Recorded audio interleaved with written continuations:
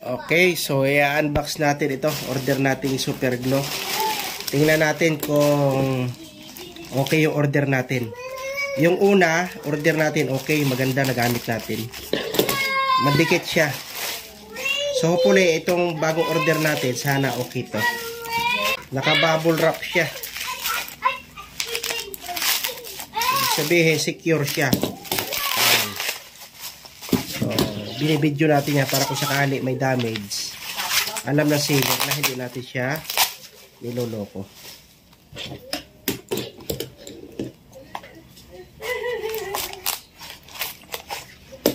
Bukod sa bubble wrap, nakakarton pa yan.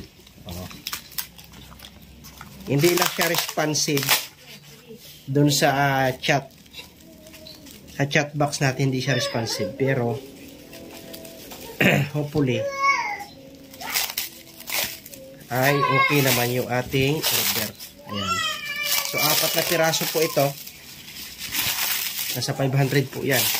So, ang gusto natin matutunan kung paano bang gumawa ng super glue. Para hindi na natin bibilhin ito. Tayo na mismo gagawa kasi medyo may kamahalan din.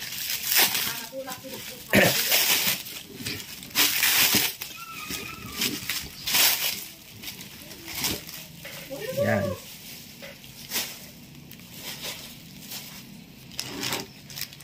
Yan po siya.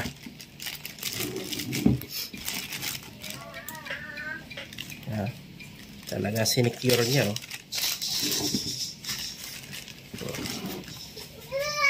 So, proven and tested na po ito. Wala namang leak. No leakage. Wala pong leakage yan. Okay yan. Order natin na yan. Napakakuan po nitong glue na to.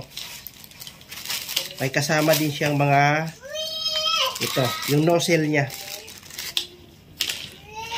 Ayan. Ito yung pinakang nozzle niya. Ayan. Ito.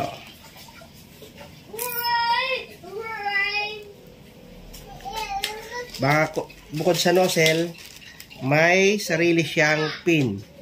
Ito yung pang sundot dito sa dulo para kung sakaling babara siya pag ginamit natin kasi nababarahan yan.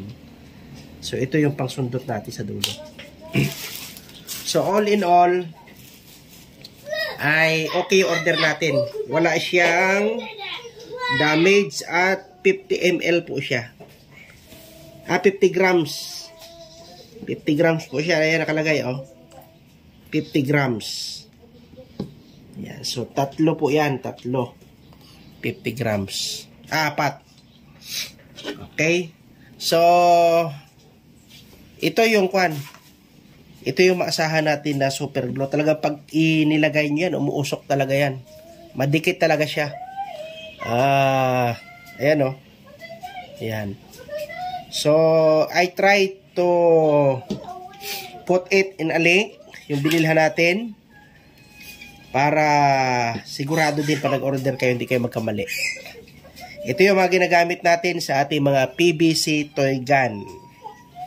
At sa ating mga pandikit kung saan-saan.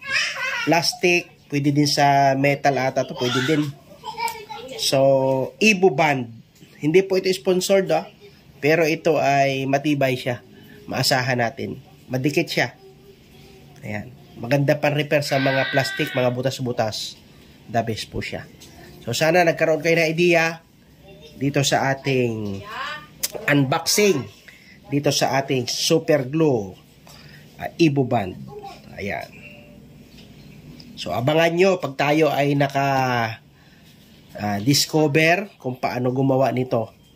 Ang kailangan lang natin naman malaman dito yung ingredients na ginagamit dito kung may mabibiling available. At kapag available naman siya sa online at yung pag-mix niya, malaman natin, madali lang ito gawin.